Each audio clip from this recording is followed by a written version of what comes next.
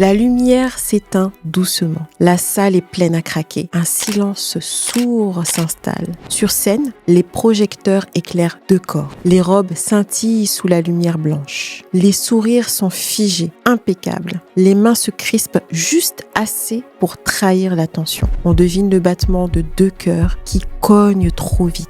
Le public retient son souffle. Le suspense est à son comble. À la télévision, des téléspectateurs regardent rêver sur cette scène 2 femmes qui se tiennent face à face, main dans la main, immobiles. Quelques secondes encore. Le nom est prononcé. Un court silence. Puis, c'est l'explosion. Des applaudissements fusent. Des cris, des pleurs, des larmes, des flashs qui crépitent. La couronne s'avance et se pose. Qui ont mis en ligne leur réaction lors de l'annonce de ma victoire samedi soir. Franchement, c'était adorable. Ce soir-là, le 14 décembre 2024, Angélique Angarny-Philippon est sacrée Miss France à 34 ans, la plus âgée jamais élue et la première martiniquaise élue dans l'histoire du concours. Sur le papier, tout est là. Le rêve, l'histoire parfaite, le sacre. Dans l'imaginaire collectif, être Miss France, c'est vivre un conte de fées. C'est enchaîner des apparitions officielles, des galas, des événements mondains, porter de magnifiques robes, traverser des salons huppés, être invité partout, être admiré. C'est représenter l'élégance, la réussite, une forme d'accomplissement ultime. Et surtout, c'est un rêve qu'il était encore impossible d'accéder, surtout à son âge avancé, il y a quelques années. Mais ce que l'on oublie souvent de dire, c'est que quand on devient Miss France, il y a aussi le revers de la médaille. Parce que cette année de consécration, Miss France a eu une année de galère, avec une vague de haine et de critiques. Elle a subi un stress permanent pour correspondre aux standards que l'on attend d'une Miss. Être mince, le rester, être jeune, être élégante, souriante, posée, ne pas trop parler, ne pas se tromper, ne pas déranger, être irréprochable. Autant d'attentes que la société impose aussi aux femmes depuis toujours. Être belle, désirable, performante, douce, forte, tout à la fois et surtout encaisser et ne jamais décevoir. L'histoire d'Angélique n'est pas une exception, c'est un grossissement, une loupe posée sur ce que vivent à une autre échelle des millions de femmes. Alors la vraie question n'est plus seulement que se passe-t-il quand on devient Miss France, mais plutôt que reste-t-il de soi quand on vit sous le stress permanent du regard des autres et comment s'autoriser à vivre pleinement dans un monde qui exige sans cesse que les femmes rentrent dans des cases. Avant Miss France, avant les projections, avant le regard, il y a un parcours. Angélique, elle est née en Île-de-France, à Sartrouville. Elle passe ensuite une grande partie de son enfance en Martinique avec ses parents, son frère et sa sœur. Elle grandit dans une culture martiniquaise très présente. Les repas de famille, la musique, la convivialité, les fêtes. C'est une culture qui est vivante, chaleureuse et expressive. Une culture qui donne le goût du lien, du partage, de la joie. Angélique, elle se décrit comme quelqu'un de solaire. Elle aime être coquette, prendre soin d'elle, rire, vivre. À 20 ans, elle se présente pour la première fois en tant que Miss Martinique à l'élection de Miss France. Elle n'est pas élue Miss France, mais elle termine première dauphine. Puis, la vie continue. Angélique travaille d'abord dans le secteur des assurances, puis elle devient hôtesse de l'air. C'est 2 métiers qui sont exercés loin du monde des paillettes. Avec le temps, elle évolue, elle gagne en maturité, en assurance. Sur ses réseaux, elle expliquera plus tard que certains échecs ne sont pas des fins en soi, mais des moments d'attente. Parfois, si quelque chose ne fonctionne pas à un moment T, ce n'est pas parce qu'on n'est pas capable, c'est juste que ce n'est pas encore le bon moment ou qu'on n'est pas encore prête. En 2022, les règles du concours Miss France changent. La limite d'âge est supprimée. Et lors d'une discussion avec une amie, elle a l'idée de se représenter en tant que Miss Martinique. Et pourquoi vous le refaites en 2024 ? Franchement, très bonne question. Et sachez que ma réinscription, c'est vraiment parti d'un pari avec mes copines. Et on s'est promis de toutes faire un truc de ouf cette année. En 2022, la limite d'âge a été supprimée. J'y ai repensé. Beaucoup. J'ai dit à mes amies, et si je retentais ? Elles ont rigolé. On a fait un pari. J'ai dit, Ok. Elle n'a pas pour idée de devenir Miss France, mais elle veut juste savoir si elle a encore de la valeur sur le marché Miss France et donc elle se présente en tant que Miss Martinique. Son père la soutient dans cette volonté de se présenter. Elle se présente et elle devient Miss Martinique. Quand elle arrive à l'élection nationale, elle n'est plus la même qu'à 20 ans. Elle se sent plus posée, moins impressionnée et plus mature. Sa parole est claire, élégante. Elle défend un engagement qui lui tient particulièrement à cœur, le soutien aux femmes touchées par le cancer. Sa mère elle-même est atteinte d'un cancer. C'est une épreuve qui l'a profondément marquée. Ma mère a été touchée par un cancer du sein il y a 3 ans. À l'annonce du cancer de ta maman, t'as réagi comment? Les bras m'en sont tombés, j'étais choquée. Je crois que immédiatement je me suis mise à genoux, j'ai prié et j'ai demandé juste au ciel de faire en sorte qu'elle s'en sorte. Et par la grâce du ciel, elle a eu que l'épisode radiothérapie, mais ça m'a marqué quand même parce que ça reste un attribut féminin qui est blessé, qui est brûlé, et ça reste quand même assez marquant à regarder, ouais. Elle explique vouloir aider les femmes à traverser ce moment qui est difficile, notamment à travers des gestes simples du quotidien, le maquillage, la coiffure, les soins. Elle le dit elle-même, son rituel du matin consiste à se maquiller devant le miroir, un moment pour se retrouver elle-même, se donner de la confiance, se sentir prête à affronter sa journée. C'est avec cet état d'esprit qu'elle arrive Miss France, sans imaginer une seule seconde qu'elle sera élue. La couronne à peine posée, les critiques commencent. Très vite, Angélique comprend que son règne ne sera pas un conte de fées. Miss Martinique.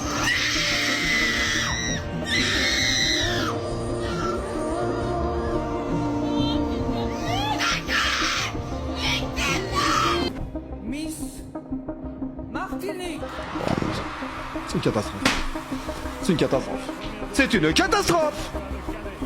Après, comme tu dis, c'est subjectif la beauté, mais honnêtement, on va essayer d'être honnête et objectif. Faut être honnête. Je pense que la plupart des gens, si tu leur mets la première dauphine, qui est Sarah Haïb, Miss Nord-Pas-de-Calais, et que tu mets du coup la Miss Martinique, qui est Angélique, du coup, tu les mets côte à côte.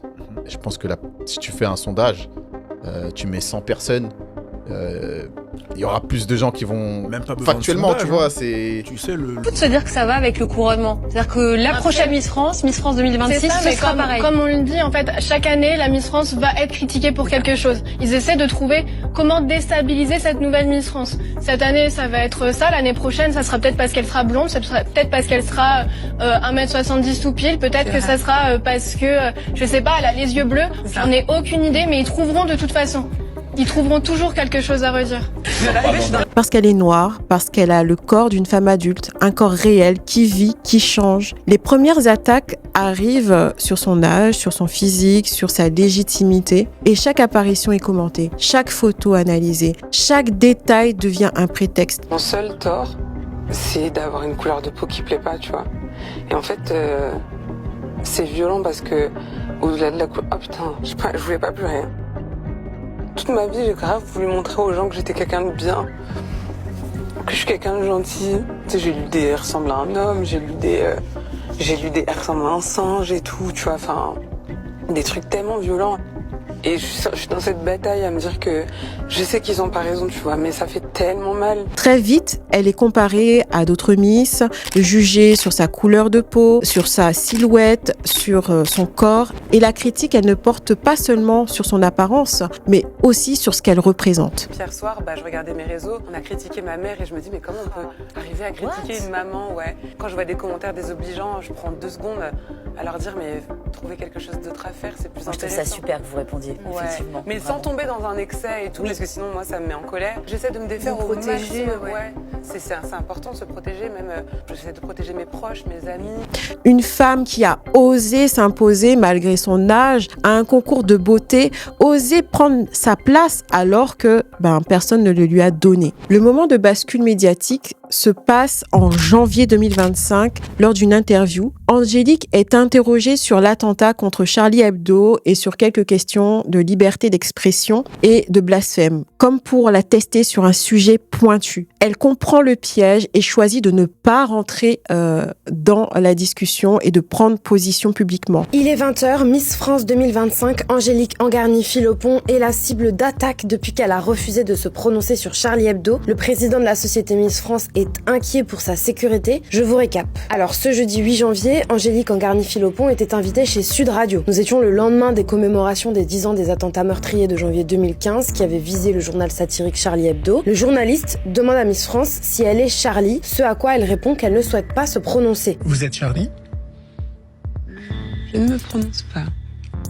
Non, La séquence a été très partagée sur les réseaux sociaux et Miss France a reçu plusieurs critiques et commentaires violents. Ce choix provoque un tollé et une nouvelle vague de critiques et de violence. On l'accuse de fuir, de ne pas s'engager, de ne pas être à la hauteur de son rôle. Et parce qu'elle a refusé de répondre à la question en disant oui je suis Charlie ou non je suis pas Charlie, bah elle est dans la sauce. C'est une fucking Miss, elle a pas le droit de prendre position en public sur des sujets qui sont aussi délicats. Enfin, je pensais qu'on était tous d'accord là-dessus. Ça l'a tellement mélangé qu'elle a dû sortir un communiqué pour dire qu'elle cautionnait pas les attentats contre Charlie Hebdo. C'est un truc de ouf parce que Charlie Hebdo, c'était il y a 10 ans. Et en 10 ans, j'ai pas le souvenir qu'on ait déjà demandé à une Miss si elle était Charlie ou pas. Mais bien évidemment, faut qu'on demande à la Miss qui est noire. Elle expliquera ensuite que le silence n'est pas un choix personnel, mais lié à sa fonction, à son rôle en tant que Miss France. Selon elle, le rôle de Miss France, ce n'est pas de prendre position sur des sujets politiques ou idéologiques clivants, mais vraiment de représenter la France dans son entièreté, d'aller à la rencontre des Français, d'apporter sa présence, du lien, de la positivité dans leur quotidien. La fonction de Miss France consiste à apporter dans un premier temps une image très positive de ce qu'est la France.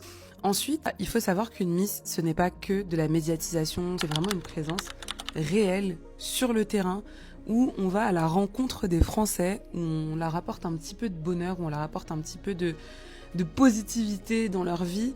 Après cet épisode, Angélique sera moins présente dans les médias traditionnels, notamment au niveau de la télévision, la radio, pour se protéger de ces attaques. Mais elle continue ses déplacements sur le terrain, des visites en région, ses rencontres, ses voyages en France et en Outre-mer. Et surtout, elle investit davantage son temps, son énergie sur ses réseaux sociaux, à savoir TikTok et Instagram, où elle est présente régulièrement et quasi quotidiennement. C'est là qu'elle s'exprime le plus, qu'elle montre les coulisses de son règne. Elle fait des vlogs quasi quotidiennement, elle montre ses déplacements, elle fait des outfits of the day, des tutos make-up. Elle montre des moments simples, des instants où elle s'enjaille avec ses amis. C'est un moment plus direct, plus libre, plus humain, où elle partage avec sa communauté. Mais c'est aussi un endroit où les réseaux, il y a de la violence. C'est là que ça va se concentrer. Un jour, justement, sa communauté la tag sous des publications où il y a des commentaires haineux et ces messages violents, ces critiques sur son corps, sur son poids, sur son apparence, ça l'a anéanti. Et cette fois-ci, elle ne se tait plus. Elle prend la parole sur TikTok, elle explique ce qu'elle vit au quotidien, des vagues d'amour, oui, mais aussi des vagues de haine et de critiques. Elle dit une chose très forte en larmes. Personne n'est prêt à porter ce qu'elle porte actuellement sur ses épaules.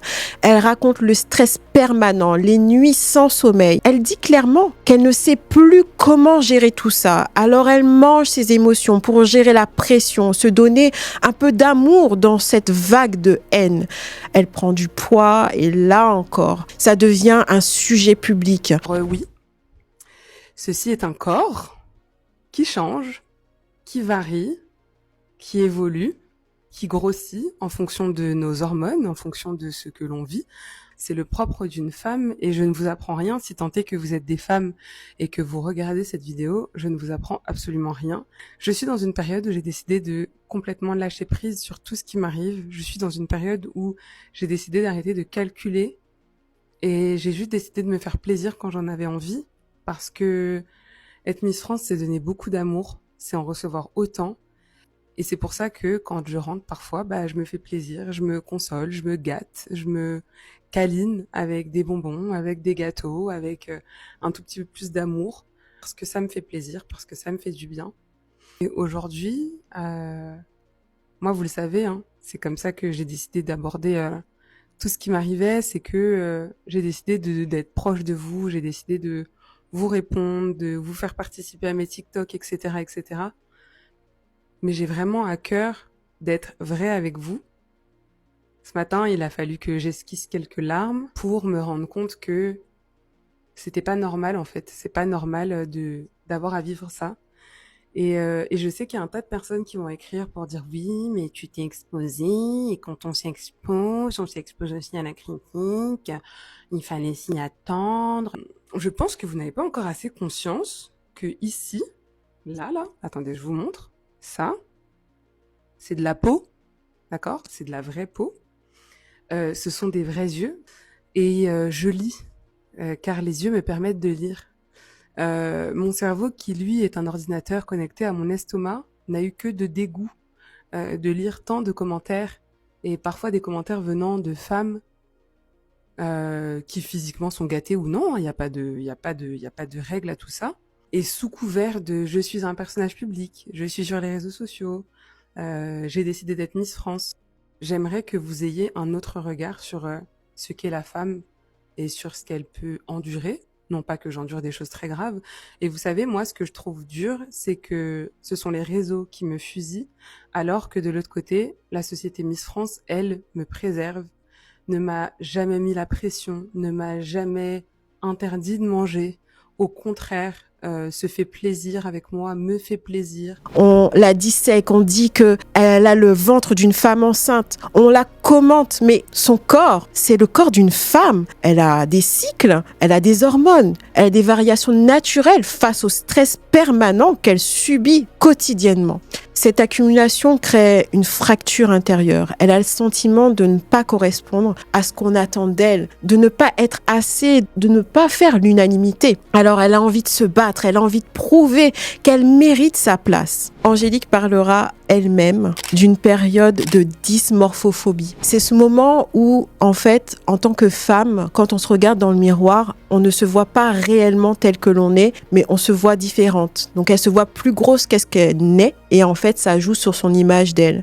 Donc elle se voit plus grosse, mais à cause du regard que les autres ont sur elle. Et donc elle subit ça, alors qu'elle a ses hormones qui jouent au quotidien avec ce stress, ce cortisol. Mais ce qui pèse le plus, ce n'est pas seulement cette haine, c'est l'impossibilité de répondre librement, parce que en tant que Miss France, elle se doit de rester élégante, de ne pas faire de vagues, d'encaisser, de tenir le coup. Et si elle répond, ça doit être avec tact pour ne pas briser l'image de Miss France. Cette année révèle une contradiction profonde. Le concours de Miss France avait été assoupli avec ses règles. Concrètement, aujourd'hui, le concours de Miss France a levé pas mal d'interdits. Il n'y a plus de limite d'âge. Les femmes peuvent être mariées, divorcées, avoir des enfants. Des tatouages visibles sont même autorisés. Et le parcours de vie sont beaucoup plus ouverts qu'avant. Deuxième difficulté pour moi à gérer, ça a été de me taire face à l'injustice, face à la méchanceté, face à ce que les gens pensent de moi, face à des fois plein de commentaires. En fait, c'est vraiment le plus dur à gérer, tu vois. C'est vraiment le plus dur. Et aujourd'hui, j'ai beaucoup plus de recul qu'au début, parce qu'aujourd'hui, j'accepte un tout petit peu plus la critique, dans le sens où désormais, comme je sais qui je suis, et franchement, ça m'est complètement égal qu'on puisse m'apprécier ou non, qu'on puisse m'aimer ou non, qu'on puisse apprécier mon année de Miss France ou non, j'ai beaucoup plus de recul. Mais les premiers jours, ça m'empêchait de dormir. Je me sentais pas bien. J'avais besoin de prouver que j'étais quelqu'un de bien, que je peux faire les choses bien. Vous inquiétez pas, vous allez m'aimer, hein. Vous inquiétez pas. Mais alors qu'en fait, ma belle, si t'aimes pas, c'est tant pis pour eux, en fait. C'est eux qui ratent, tu vois. Parce que quand tu deviens Miss France, je pense que t'as ce besoin de vouloir plaire. Bien que la première chose qu'on demande à une Miss France, c'est d'être le plus naturel possible. Ça a été parfois d'écouter mon corps. Le plus difficile, ça a été de me dire, en fait, là, faut que tu te reposes, ma belle, parce que t'es fatiguée. Et en fait, j'ai eu du mal à laisser poser mon corps. laisser poser mon corps, laisser poser mon cerveau. Mon cerveau est sans cesse en train de réfléchir à ce que je peux faire de bien, à ce que je peux avoir, à ce que je veux que l'image d'une Miss France ressemble. T'es dans un perpétuel besoin de prouver, de rechercher, de donner du sens. T'as besoin d'être validé. Voilà ce qui a été le plus difficile pour moi, c'est cette recherche de validation. Jusqu'à ce que je comprenne, il y a peut-être 1 mois ou 2, qu'en fait, j'ai pas envie d'être validée. Mais ça a été compliqué pour moi à gérer le je veux plaire. Regardez-moi, vous inquiétez pas, je suis trop cool. Vous inquiétez pas, je suis trop gentille. Vous inquiétez pas, je suis trop quelqu'un de bien. Vous allez trop aimer mon année. Vous inquiétez pas, je vous jure, moi, trop cool. Moi, Angélique, 34 ans, martiniquaise, cool. Angélique incarne exactement cette évolution. Et pourtant, la violence ne disparaît pas. Elle se déplace. On aurait dit que ce n'est plus la règle qu'on attaque, mais c'est la femme qui l'incarne. Elle était traditionnelle. Elle voulait rester sur les traditions de Miss France de l'époque. Maintenant, vous l'avez dégagée comme une malpropre. Bah, faut faire avec, hein. Maintenant, les juges, c'est que des tantines, parce qu'elles ne veulent pas que des hommes jugent le corps des tantines. Ok, pas de souci. Il n'y a pas de galère, mais maintenant, ça donne ça. Donc maintenant, vous criez maintenant, hein, au wokisme, au progressisme. Mais les gars, c'est vous avez laissé faire les choses. À chaque fois, c'est la même chose. Il y a plein de choses qui se passent. Vous faites pas attention. Ouais, on s'en fiche. C'est des informations qui nous intéressent pas. Et quand ça vous gifle au visage, là, bizarrement, vous vous réveillez. Ah ouais, en fait, non, elle est pas si belle que ça. Mais c'est tout le système de Miss France qui a changé. Au fil des mois, Angélique comprend quelque chose d'essentiel. Elle ne pourra jamais contenter tout le monde. Alors, elle arrête d'essayer, elle arrête de se battre et elle décide de se protéger et de rester elle-même, de créer une communauté à son image. Et vers la fin de son règne, elle transforme cette épreuve douloureuse en transmission. Elle participe à la mise en place d'un coaching de séances de sensibilisation au cyberharcèlement pour les futures candidates. Dire la vérité sur le revers de la médaille, c'est préparer les futures Miss. Ne plus vendre du rêve, d'un conte de fées. C'est aussi s'assurer que sa plus grande victoire au-delà de la couronne, c'est cette prise de conscience. Elle n'a plus besoin de chercher sa valeur dans le regard des autres. Elle sait aussi que le destin a très bien fait les choses parce qu'elle n'aurait pas pu assumer cela à l'âge de 20 ans, la première fois qu'elle s'est présentée à l'élection de Miss France. Il y a une chose importante à dire. Selon ses propres mots, jamais le comité ne lui a demandé de maigrir, jamais on ne lui a imposé un poids, jamais on ne lui a demandé de contrôler son alimentation et jamais on ne lui a interdit de s'exprimer. On a pu voir la vague de harcèlement qu'a pu subir notre Miss France 2025, Angélique, pour ce qu'elle représentait, pour ce qu'elle incarnait. Donc mon rêve ce soir, ce serait de dire à tous ceux qui nous écoutent que si on vous a déjà dit que parce que vous étiez différent, parce que vous aviez un parcours de vie différent, vous n'étiez pas assez bien, vous n'aviez pas votre place, moi ce soir j'aimerais dire que vous avez votre place là où vous décidez d'être. Ne vous censurez jamais, continuez toujours à croire en vous malgré tout. Le monde a besoin de vous tel que vous êtes et pas autrement. Donc malgré ce que les gens peuvent dire de vous, malgré le regard des autres, ça ne définit pas votre valeur. Je voulais passer ce message ce soir. Il est passé. Merci beaucoup. Au contraire, lors de ses déplacements dans les différentes régions, on l'invitait au restaurant, on partageait des repas et des mets spécifiques de chaque région. Elle a aussi reçu le soutien des anciennes Miss France et même du comité Miss France qui lui a conseillé de s'éloigner des plateaux télé pour se protéger. La pression venait d'ailleurs. Elle venait du regard extérieur, des projections, des critiques, des gens qui ne vivent pas sa réalité mais qui se permettent de juger. Et ce regard-là, il a agi comme une menace permanente. Quand tu es exposé en permanence, en fait, quand tu veux bien faire, quand tu veux montrer que tu mérites ta place, ton corps encaisse. Tu encaisses le stress, la fatigue, la tension. Tu veux faire le consensus, être irréprochable, montrer que tu es une bonne personne. Mais ces personnes-là, tu ne leur feras jamais entendre raison.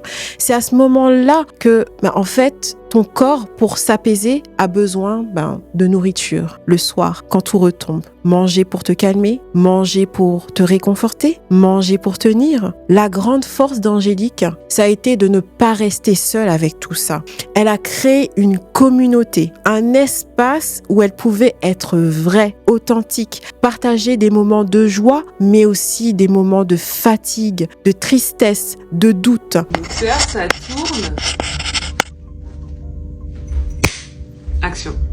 Tout le monde, et j'espère que vous allez bien. On se retrouve avec mon petit paquet de M&M's parce que j'ai envie de me faire plaisir.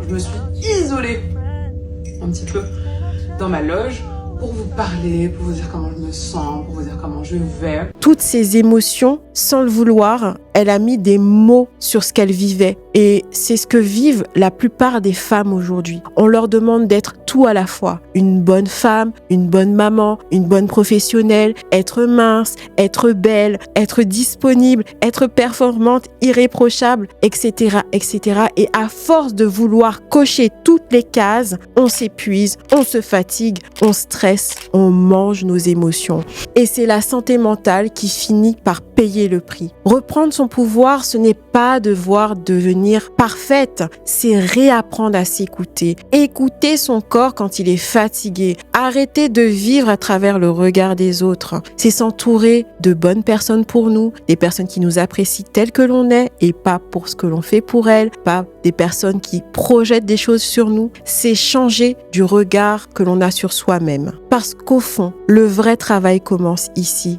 Arrêter de se juger soi-même à travers le regard des autres. Quand une critique te touche, quand une remarque te fait mal, la première chose à faire, ce n'est pas de se défendre, c'est d'apprendre à se valider soi-même, à se faire confiance dans ses ressentis. Et quand tu fais ça, quelque chose change dans ta tête, dans ton corps, dans tes relations et dans ta vie. Si ce sujet te parle et que tu veux aller plus loin, j'organise prochainement une masterclass inédite gratuite pour les femmes qui portent trop, qui en ont marre de manger leurs émotions et qui veulent retrouver de la légèreté dans leur corps et dans leur vie, sans régime, sans lutte et sans contrôle. Le lien pour t'y inscrire gratuitement se trouve dans la description. Il y aura un replay uniquement pour les inscrites. Alors réserve ta place gratuitement maintenant pour ne pas rater cette opportunité. Et si tu veux en savoir plus sur mon histoire, je t'invite à regarder cette vidéo.